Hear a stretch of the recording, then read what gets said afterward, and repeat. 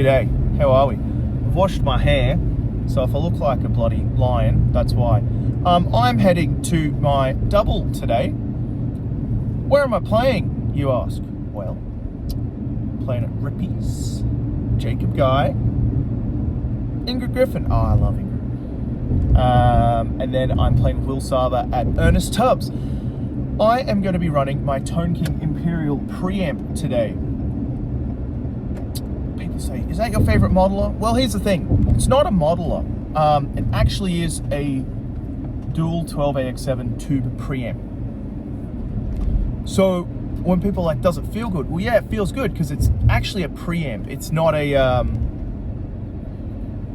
model or anything. It's not digital. I mean, it has digital component because it runs IRs, but it is actually a tube preamp. Now, I'm going to show you how I'm running it on both gigs. Firstly, I'm running my pedal board into it. So guitar, pedal board into the Imperial. And the Imperial on the first gig will be running into my Tonex cab. So when FRFR, I did that naturally, actually there, which is kind of when I'm becoming very American now, I guess. My Tonex cab. And then my second gig, I'll be running it into the power amp section of a Hot Rod Deluxe that's at Ernest Tubbs that they keep there. So it's going to be, tone-wise, a pretty interesting kind of day because I'll be using the IRs I've selected in the Toneking. Now, mind you, it has two channels. I usually just use the one and leave it. But I'll also be then running it into a tube power section, which I haven't done downtown, but I think is going to sound really, really, really good. And I'm really excited to do that. So, some initial thoughts. I love the Imperial preamp stuff, man. It feels so good, hey. Like, it's really, it's just there in terms of the feel and the vibe and the mojo. Oh, there's a little spot. Take that, the red floor. I like this. I always get this parking spot for some reason. It's my little spot. Very happy. Yeah, I think it feels really good and it sounds really good. Having the front end be tube when you're doing this kind of thing kind of eliminates missing that tube feel, because it is tube, right? And I've been thinking about this a lot. Like Fryette just made the Valvulator Mini 2, and I'd really love to get my hands on one of those and run those into like a digital modeling solution. But I really want to show two great examples of how I'm going to run the Toneking. Now, look, they will just be iPhone clips. I don't have the whole recording rig set up. I only do that when I'm running wireless ear pack, and I'm not running those today. So I'm just running monitors. So yeah, it should be good. It should sound good. It's a pretty simple setup, man. Really, you just plug your pedal board into the Toneking and then the Toneking out to the FRFR to the other cab. But I've never actually run it into a tube preamp, so I'm really excited to see how that goes. It'll be my first time doing that.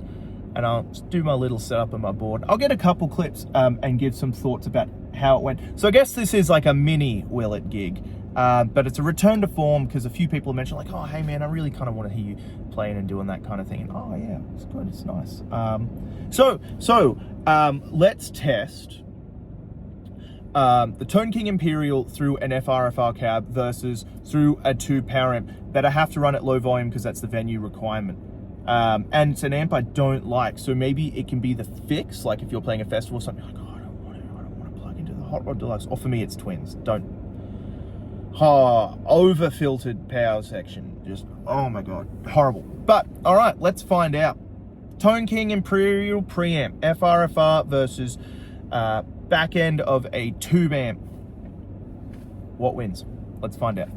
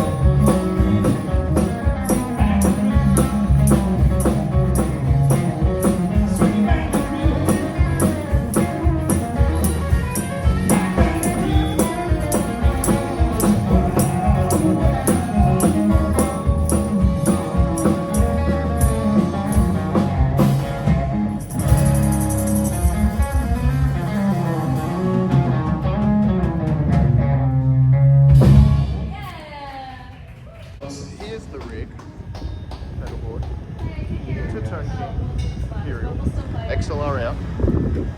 Tonex cab. Pretty good. The gentleman who requested See how this it song goes. just walked out, but we're still going to play it because I love this song. There's And I was Ingrid. excited. Okay, here's the setup now. So that, and there's Kobe. G'day. And there's Will. Hi, beautiful. And there's a busy Hoops Tubbs. Jacob. We're gonna play some country music. Okay, so far I think this actually is really cool. Love Pedal Amp 11, Toneking.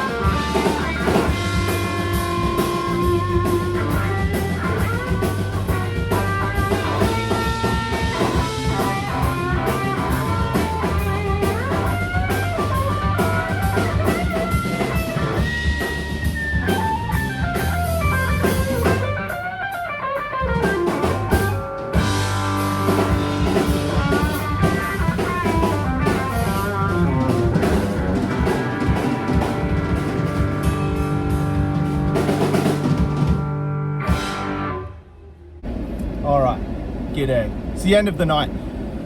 Sweat my ass off. I just had to carry everything up a hill. Man, I booked myself in for a haircut tomorrow. I'm going to see what that looks like. Because look at this, man.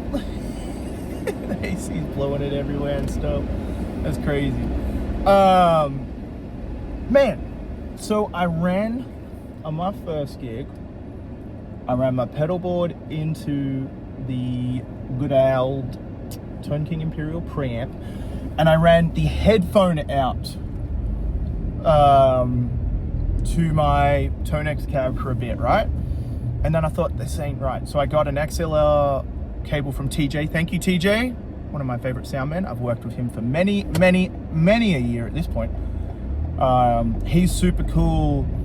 He works at a killer studio where his boss has some stuff that's like, we can't talk about it, but it's so sick. Running the XLR out to the Tone X cab made a big difference. I found it sounded a lot better. Then on my second gig, as I said, I had the Hot Rod Deluxe, so I ran to the preamp in, and I've never done this, so I've never run it into a tube amp.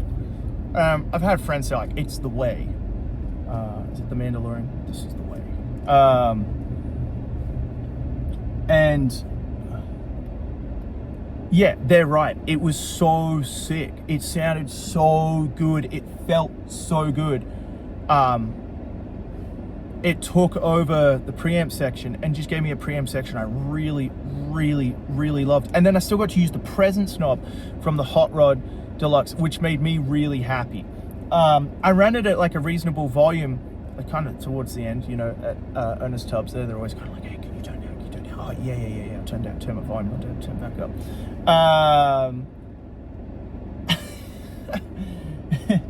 But it was really interesting to run them both ways. Now, look, admittedly, you know, at the end of the day, I love tubes, but I love finding solutions to problems, right? Like I mentioned, I think I mentioned earlier, who knows? But I've been thinking a lot about getting a Fryat Valvulator Mini too. I saw Mason from Vertex did a video saying putting it in front of the modeler really helped, but you know, I don't know because I haven't seen, like, I haven't tried it, and like, I mean, the dude's been doing this a long time. I trust his opinion, you know what I mean? But I really want to try that. I think that might be cool. Maybe I'll do it on my next board. Another cool trick is if you put the Benson Germanium preamp. Maybe I'll get my hair going crazy. I feel like Robert Smith from The Cure or something. No, you spin me right round, baby, right. That music video, that fella. Peter something.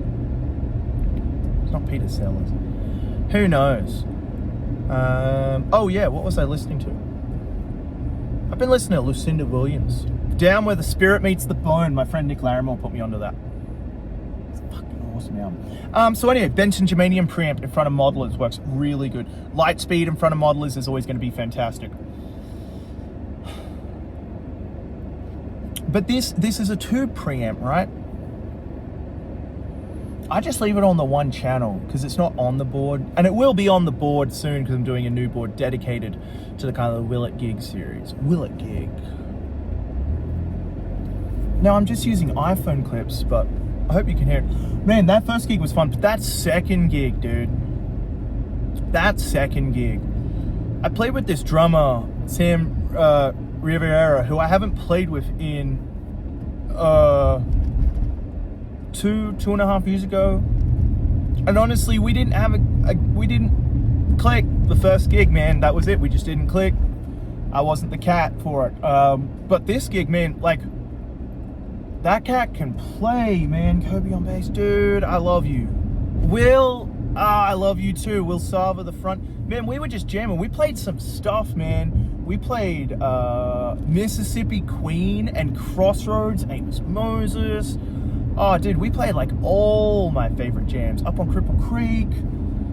Dude, we did some stuff, man. That was a really fun gig. Man, the thing is, you leave these gigs like I don't make the most money in the world. I'm not the best musician in the world, man. Fuck, I'm far from even like good. You know what I mean? Like, I still call my guitar teacher Tom from when I was a kid, and I still have to have him tell me what's wrong with my playing. But like, I love this, and I love that, and I love I love every part of it. I love that I'm not the best, and I love that I'm not, you know, I love that when I sit in with people who are good, it's like, oh shit, there I am, getting better, you know.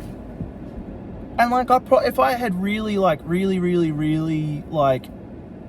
oh, notification, a new Clark album is available. He's maybe my favorite electronic artist. Aphex Twin, of course, you know, but the whole thing is like, I just love this. And I love that I got to play with the Toneking Imperial preamp. Like, that thing rules, dude. That thing's so sick. And when, like, I'm gonna do more videos with my mate Dan and Daniel Newell and Hunter Strasser, because I love those boys. And like, we all get such different things. Daniel's like really helped me understand how to make it sound better. But dude, running that thing into a tube amp, that's so sick. That's my festival solution. Like, if I ever have to run like a twin or like a Hot Rod Deluxe, like, just do this. Like, dude, it's so good. I don't know how, but it's unreal. Man, what a cool experience that was to get to like find that out, you know what I mean? Like, I just love this stuff so much. I love gear, and I love every facet of the guitar, man. And look, the Toneking Imperial preamp, oh, some road work. G'day, fellas. Is such a great piece of kit, because it's a tube amp, and I'm walking down the street. Jamie Michaels doesn't run direct gigs. He doesn't even run ears. He just started using them for talkback. Jamie, if you see this, I love you, man. But he's carrying one, and I'm like, dude, you've got one. How's that sound? He's like, oh, it's not bad. Dylan Farrell, Dylan's using one. He's using the Royalist, and he's like, yeah, I run it into the back of the Hot Rod at Ernest Tubbs. And I thought, oh, next time I play at Ernest Tubbs, I'll do that. So Dylan, actually, you gave me the idea for this, and I want to shout you out. Dylan is, dude, I have so much respect for that cat. Like, he's just a ripping player, but he's a dad of two, and he's Canadian. He got his wife and kids down here. I'll tell you this quick story, and I think this is really beautiful. Mike Bork's favorite singer of all time is Dylan's dad. I don't think Dylan knew that. And they were on a gig together, and Dylan sang this one song, and Bork was in tears, man. He was like, you sound just like your dad. And I thought that was a really beautiful moment. You know, I remember the last time I cried on stage for someone else was playing was Seti Bistido, fiddle player. She does this crazy version of Devil Went Down to Georgia, but in the middle of it, she went into this classical piece, the Cops, and it was so mind-blowing that I couldn't function, man. It was unreal. Far out. Music's awesome, dude. Like, music rules. Guitar is so sick. Gear is so cool. I'm in a car alone talking about it. I'm excited about it. I love guitar, and I love gear, and I love playing, and I love exploring, and on that note, I'm gonna go home, man. I'm gonna upload this video. Man, I don't care if one person sees this or 1,000 people see this. I love and appreciate every single person who comments, every single person who reacts, likes, hell, leaves a negative comment, man. I hope you feel better. Whatever. I got better things to do than sit around and be negative on the internet, dude. I play guitar for a living. I can't imagine a better life. Even when I'm struggling, man, I've won the lotto. Damn, that's a sick 80s Mercedes. Hell yeah. Alright, I'm gonna go do the thing. Peace, y'all. It's just a little comparison video for fun. I promise I'm gonna get back to the gear videos soon. I got some cool gear and stuff lined up. So, cheers.